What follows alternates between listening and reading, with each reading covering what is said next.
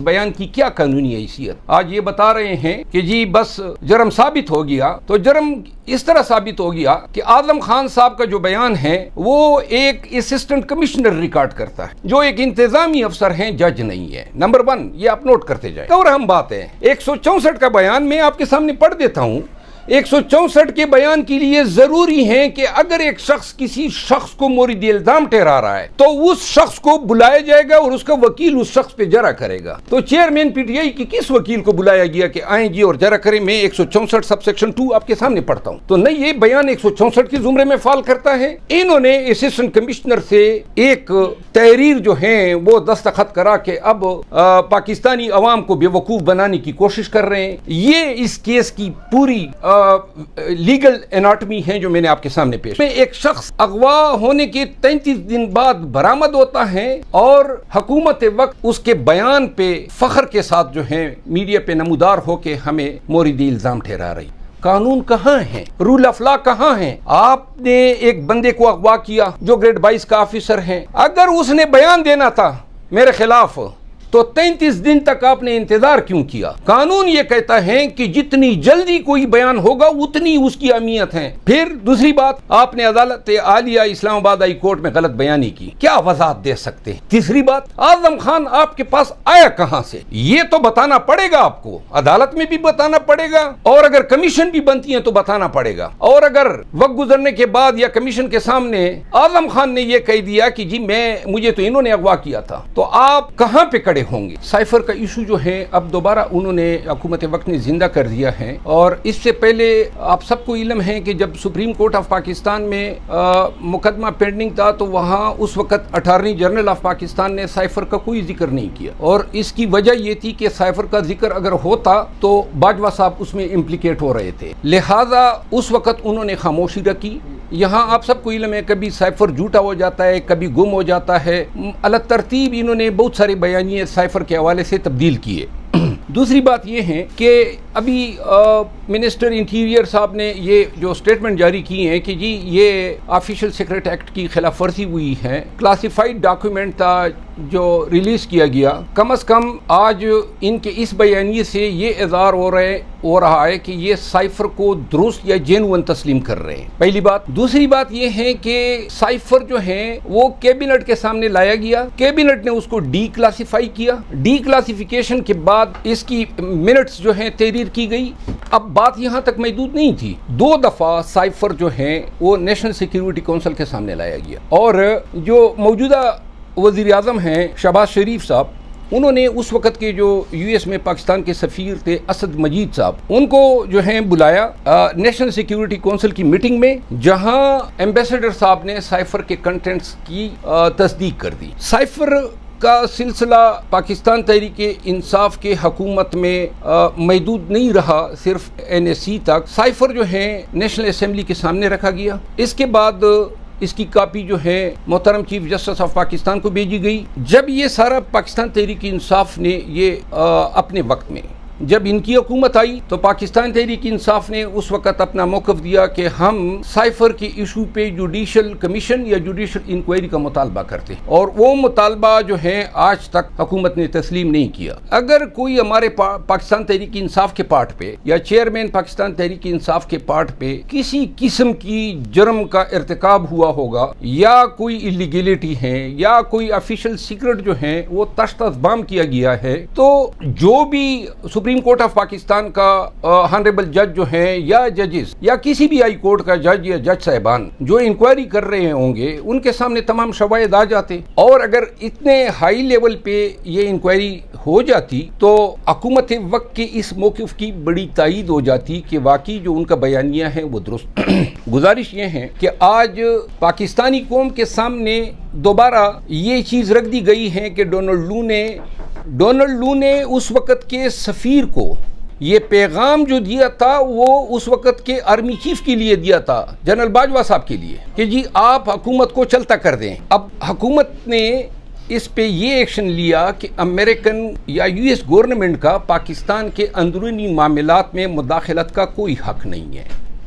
پاکستانی جو ہیں وہ امریکیوں کے باجگزار نہیں ہیں، یہ ہماری قومی غیرت یہ تقاضا کرتی ہے کہ کوئی بھی بیرونی طاقت جو ہیں پاکستان کے اندرونی معاملات کو اس طریقے سے امپورٹڈ حکومت کو عوام پر مسلط کرنے یا پاکستان میں منسٹریل چینجز کو لائے تو یہ پاکستان کے عوام اور پاکستان کی قومی غیرت پہ ایک تازیانہ ہے۔ اب آ جاتے ہیں اعظم خان صاحب کی بیان پہ۔ اعظم خان صاحب اغوا ہوتے ہیں 15 جون کو، شام کو گھر سے نکلتے ہیں اور پھر جو ہے لاپتہ ہو جاتے ہیں۔ لاپتہ ہونے کے بعد ان کی فیملی جو ہیں وہ اسلام آباد ہائی کورٹ سے رجوع کرتی ہیں۔ سرکاری موقف آ جاتا ہے کہ کسی نے اس کو اغوا کر لیا۔ یہ اغوا کی جو واردات ہیں یہ مسلسل تقریباً 33 ایام تک کنٹینیو رہتی ہے۔ 33 ایام کے بعد اچانک اعظم خان صاحب جو ہیں اس کے بارے میں میڈیا کے ذریعے بتایا جاتا ہے کہ اعظم خان نے کسی مجسٹریٹ صاحب کی عدالت میں پیش ہو کے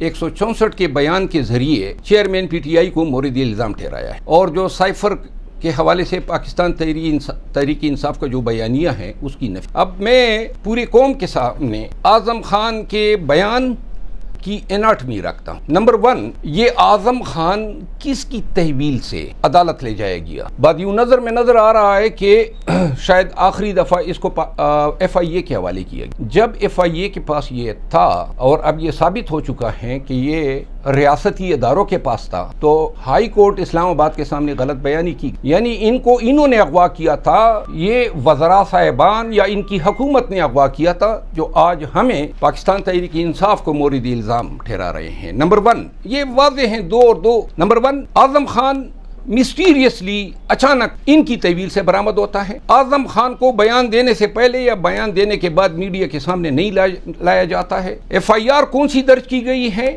ایف آئی اے نے سائفر کے ایشو پہ؟ کیونکہ منسٹر انٹیریئر نے لفظ استعمال کیا کہ 161 کا بیان ہوا ہے۔ 161 کا بیان جو ہے ایف آئی آر کے بعد ہوتا ہے۔ 164 کا بیان جو ہے وہ انکوائری میں بھی ریکارڈ ہو سکتا ہے اور ایف آئی آر کے سٹیج پہ بھی ریکارڈ ہو سکتا ہے۔ ایف آئی آر کہاں پہ؟ قوم کے ساتھ کیوں شیئر نہیں کی گئی؟ یا اگر کوئی انکوائری تھی تو وہ انکوائری کب لانچ کی گئی؟ اس کا کیا نمبر تھا؟ اس انکوائری کے حوالے سے جو آپ کا مین ملزم ہے چیئرمین پی ٹی آئی، کوئی نوٹس آپ نے جاری کیا ہے؟ اس کا موقف سنا ہے؟ ان کو آپ نے الزامات یا جو چارج شیٹ ہے کنوے کی ہے؟ ان سب سوالات کے جوابات نفی میں۔ اب اس بیان کی نمبر 2، جب بھی 164 کا بیان ہوتا ہے اس کی 2 صورتیں ہوتی ہیں، ایک ہے انکلپیٹری اور ایک ہوتی ہے ایکسکلپیٹ، یعنی ایک بیان یہ ہوتا ہے جس میں ملزم خود عدالت کو کہتا ہے کہ ہاں جی میں بھی شریک جرم تھا، اور دوسرا بیان وہ کہتے ہیں کہ جی میں اس جرم کا گواہ ہوں۔ قانونی طور پر ہمیں یہ نظر آ رہا ہے کہ وہ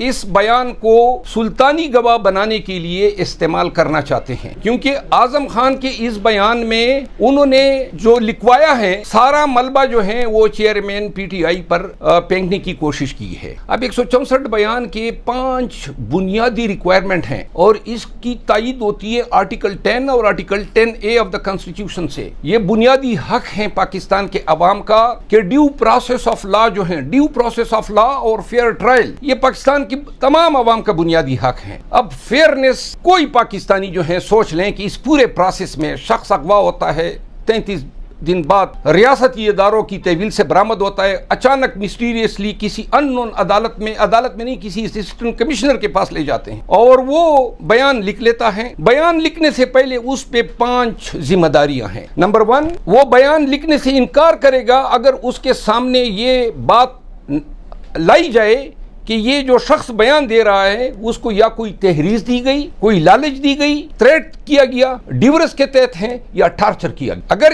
یہ ان میں سے ایک بھی چیز ہے تو کوئی بیان نہیں لکھا جائے گا۔ کیا اس اسسٹنٹ کمشنر کے لیے یہ مناسب تھا؟ پوری میڈیا کے ذریعے پورے پاکستان کو علم ہے کہ principal secretary to former prime minister جو گریڈ 22 کا افسر ہیں وہ اسلام آباد کے پوسٹ F6 سیکٹر سے اغوا ہوا ہے، اور ڈی ایم جی افسر ہیں جس نے یہ بیان قلم بند کیا ہے، اس کو علم نہیں ہے کہ یہ شخص مسنگ ہے۔ اس شخص کے حوالے سے اسلام آباد ہائی کورٹ میں ریٹ پینڈنگ ہے، انتظامیہ نے یہ بیان دیا ہوا ہے کہ یہ اغوا ہوا ہے۔ سب سے پہلا اس کا کام تھا کہ اسلام آباد ہائی کورٹ کو آگاہ کرتی کہ جی وہ جو گمشدہ یا اغوا شدہ شخص وہ مل گیا۔ نمبر 2، جب ایسے شخص کا بیان لکھا جاتا ہے تو اس شخص کو عدالت یہ پابند ہے کہ اس کو پولیس کے حوالے نہیں کرے گی۔ اب سوال یہ پیدا ہوتا ہے کسی کو پتہ ہے کہ اعظم خان صاحب کہاں ہیں؟ اگر کسی کو پتہ نہیں ہے تو اس کا مطلب یہ ہے کہ یہ دوسری واشگاف مس کنڈکٹ کا ارتکاب کیا ہے اس اسسٹنٹ کمشنر کے پارٹ پہ جس نے یہ بیان قلم بند. تیسری بات، یہ جو بیان ہوا ہے اس میں 364 ضابطۂ فوجداری کے تحت اگر اس پہ کوئی سرٹیفکیٹ نہیں دیا جاتا ہے تو اس بیان کی کوئی ایویڈنشری ویلیو نہیں ہے. چوتھی بات، اگر یہ شریک کے جرم ہیں اور یہ کسی دوسری ملزم کے خلاف بیان دے رہا ہے تو پاکستان کا قانون کہتا ہے کہ کوئی ایکیوز کا بیان کوئی بھی قانونی ایویڈنشری ویلیو نہیں رکھتا ہے، حتیٰ کہ یہ ان ایڈمیسیبل ہیں. جس کی میں تازہ ترین مثال دوں، آج ہی چیئرمین پی ٹی آئی کی ضمانت ہی تھی، ان کے خلاف یہی کیس تھا کہ یہ 9 مئی کے واقعات کے بعد جو لوگ پکڑے گئے انہوں نے، وہ شریک ملزم تھے، انہوں نے اپنے بیانات میں یہ ذکر کیا کہ آپ کی تقریر یا آپ کی اکسانے پہ جو ہے ہم نے یہ ارتکاب جرم کیا. کیا عدالت نے یہ موقف مانا؟ بلکہ آج عدالت نے کہا جی کہ یہ کیسز درج کیوں کیے ہیں، کون سی آپ کے پاس شہادت ہے. اب پانچویں بات، اعظم خان صاحب جو ہیں اگر یہ چاہتے ہیں کہ انصاف ہو اور جرمدار کو اس کے جرم کی سزا ملے تو پاکستان تحریک انصاف بھی یہی چاہتے. سائفر کا ایشو جو ہے وہ محدود نہیں ہے ایک سیاسی پارٹی تک. اس وقت بھی سپریم کورٹ میں باجوہ صاحب کی وجہ سے جو ہیں انہوں نے سائفر کا نام نہیں لیا. اب جبکہ انہوں نے نام لے لیا ہے تو پاکستان تحریک انصاف یہ مطالبہ کرتی ہے کہ اس کی مکمل انویسٹیگیشن ہو، لیکن انویسٹیگیشن جو ہے ایف آئی اے نہ کرے، پولیس نہ کرے، کیونکہ آپ اب پوری قوم نے دیکھ لیا ہے کہ یہ جتنے بھی تفتیشی ادارے ہیں یہ گماشتوں کے طور پہ ان ایجنسیوں کے لیے کام کر رہے ہیں. ہمارا مطالبہ ہے اگر ان کو پاکستان کے عدالتی نظام پہ اعتماد ہے، پاکستان کی سپریم کورٹ آف پاکستان کی پوری سپریم کورٹ کو یہ ریفرنس بھیج دیں صدر پاکستان کے ذریعے کہ آپ سپریم کورٹ کو ریفرنس بھیجیں کہ سپریم کورٹ اس ریفرنس کو ایڈریس کریں، سوالات فارمولیٹ کر دیں، اس ریفرنس میں شہادت قلم بند ہو سکتی ہے. یہ طریقہ پسند نہیں ہے تو اگر کسی جج پہ ان کو اعتراض ہیں کہ فلاں جج صاحب نہ بیٹھیں، فلاں جج صاحب نہ بیٹھیں، تو بے شک ہانریبل سپریم کورٹ آف پاکستان کے 3 غیر متنازع جج صاحبان جو ہیں ان کی کمیشن تشکیل دی جائے. اگر ہمارے خلاف، پارٹی کے خلاف یا چیئرمین پی ٹی آئی کے خلاف کوئی بھی شہادت آ جاتی ہے تو ہم ایسے الزام کا عدالتوں میں سامنا کریں گے. لیکن ایک دفعہ پھر میں ببانگ دہل یہ بات سب کو بتا رہا ہوں کہ جلد ہی آپ دیکھیں گے کہ یہ سائفر کے اس ایشو سے دوبارہ ریٹریکٹ کریں گے. ہم چاہتے ہیں کہ آج انہوں نے مسئلہ اٹھایا ہے، اب یہ منطقی انجام تک منطقی انجام تک پہنچنے کے لیے ضروری ہے کہ اس کی جوڈیشل انکوائری ہونی چاہیے، اور Pakistan supreme court of Pakistan سے بڑی کوئی ایک جوڈیشل فورم نہیں ہے. 3 غیر متنازع جج صاحبان جو ہیں اس کو پراپت کریں. مکمل تعاون پاکستان تحریک انصاف کرے گی، چیئرمین پی ٹی آئی کرے گا، اور اگر دیگر 180 کیسز کی طرح یہ بھی ثابت ہو جائے کہ یہ بھی چیئرمین پی ٹی آئی اور پاکستان تحریک انصاف کو دباؤ میں لانے کے لیے، عوام کی نظروں میں بلٹل کرنے کے لیے ایک ہتھ کنڈے کے طور پہ استعمال کیا گیا ہے، تو ہم یہ حق محفوظ رکھتے ہیں کہ جن لوگوں نے آج الیکٹرانک میڈیا پہ چیئرمین پی ٹی آئی کے خلاف جو الزامات لگائے اس کے حوالے سے مناسب قانونی کارروائی کریں.